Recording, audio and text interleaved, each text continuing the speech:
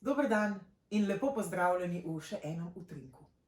Namen utrinkov je, sploh tisti, ki že redno spremljate, to dobro veste, da morda osvetlijo kakšen košček poti, ponudijo kakšen uvid v razmišljanje ali pa zgolj razvedrilo, razbremenitev, kaj lepega in kakšno inspiracijo, da lahko malce drugače pogledamo na življenje. V svoji družbi tokrat pozdravljam samo Rebeko, pa mogoče samo ni prava beseda, ker Rebeka je cel svet, je v bistvu tista, ki si je zamislila Alefi svet. Kaj se trenutno v Alefi svetu dogaja? Počasi zaključujemo z utrinki, to mi je posebno veselje in ponos, da so nekako moje misli, razmišljanja, izkušnje moje in drugih dobile ne samo pisno obliko, ampak tudi video in upam, da komu tudi pomagajo na njegovi poti.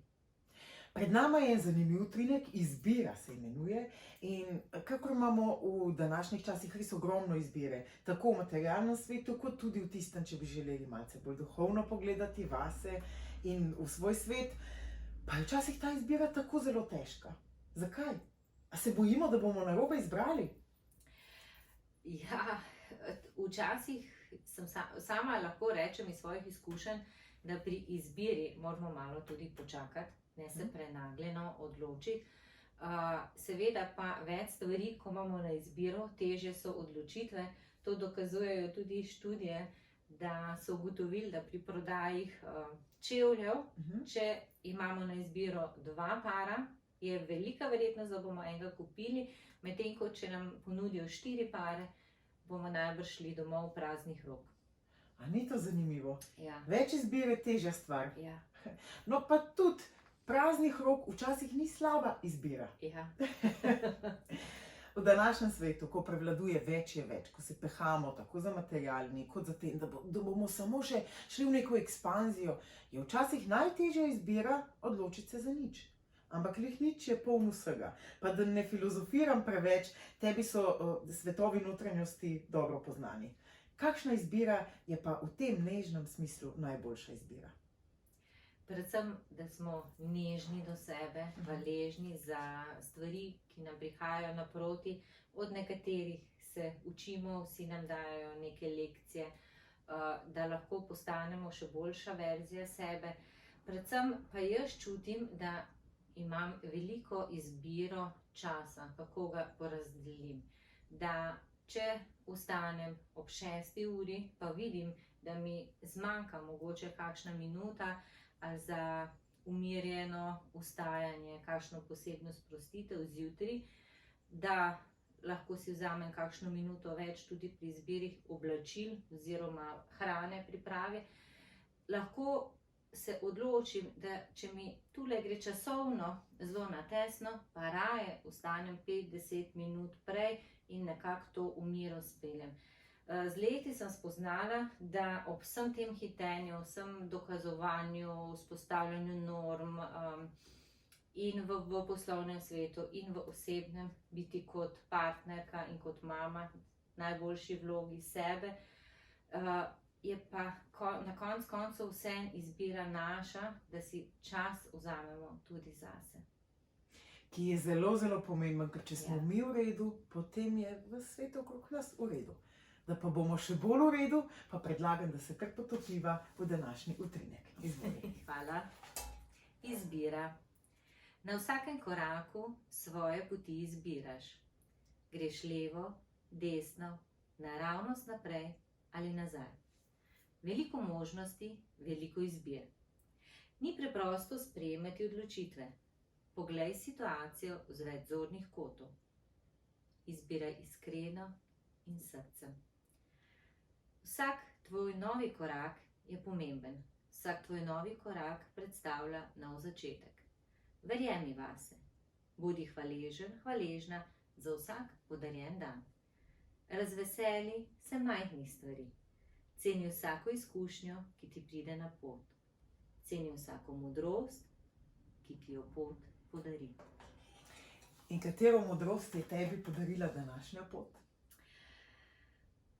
Predvsem, če gledam iz tega vidika utrinkov, da sem hvaležna, da smo se medve spoznali, ujeli, da si dovoliva, da vprašanja, odgovori stečejo spontano.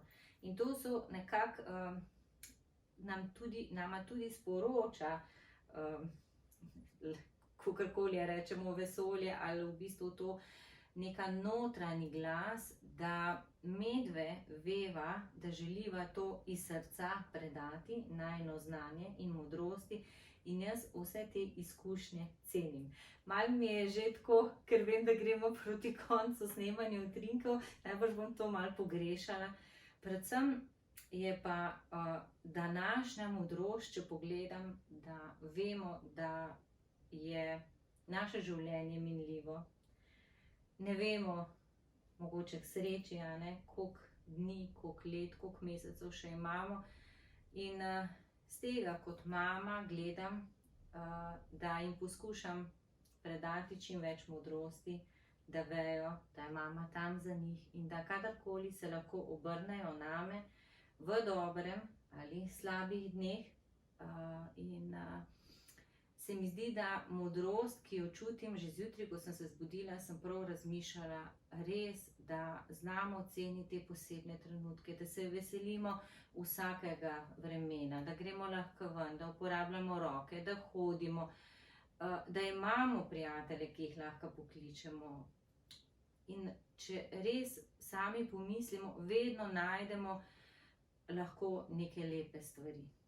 In je potem lažje tudi čez kakšne mogoče malo zapletene izzive, tudi v poslovnem svetu.